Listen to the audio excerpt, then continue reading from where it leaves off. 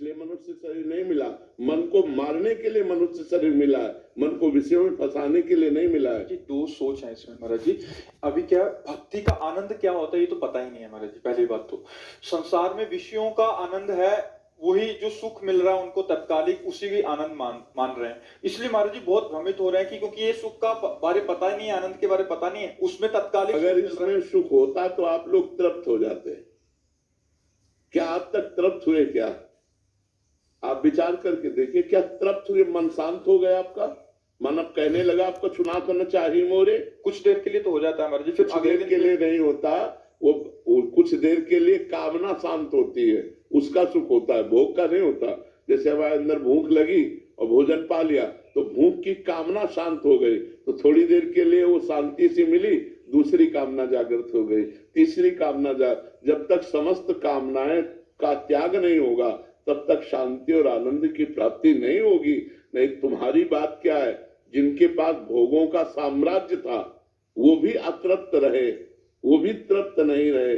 महाराज ययाति ने अपने पुत्र की जवानी भोगी 1000 वर्ष लेकर, तब उन्होंने लिखा कि भगवान से विमुख पुरुष को संसार की समस्त स्त्रियां, जौ, धान्य, संपत्ति सब दे दी जाए तो भी वो तृप्त नहीं होगा, क्योंकि भोगों में सुख नहीं है।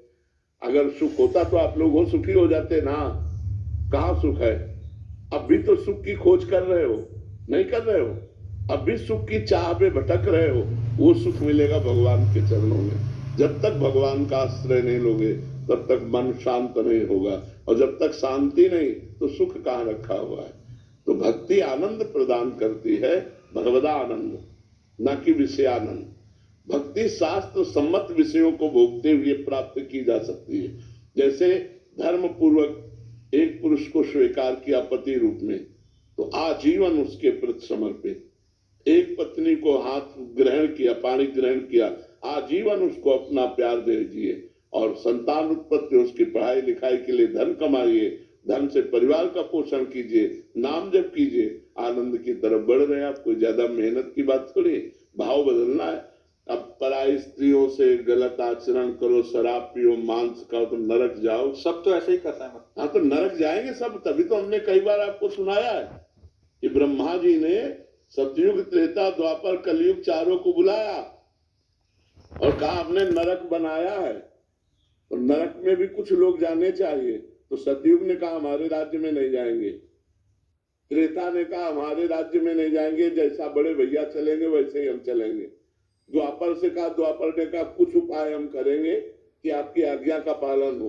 जब कलयुग आया तो उन्होंने कहा जैसे बड़े भैया ने कहा हमारे राज्य में कोई नरक नहीं जाएगा, ऐसे हम वादा करते हैं कि हमारे राज्य में कोई स्वर्ग या भगवान को प्राप्त करेंगे।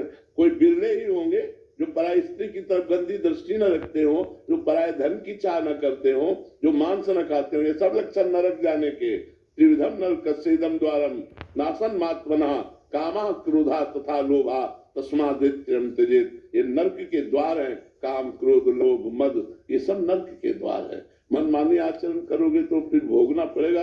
अभी तो छूट है, जो मना वैसो कर लो। बट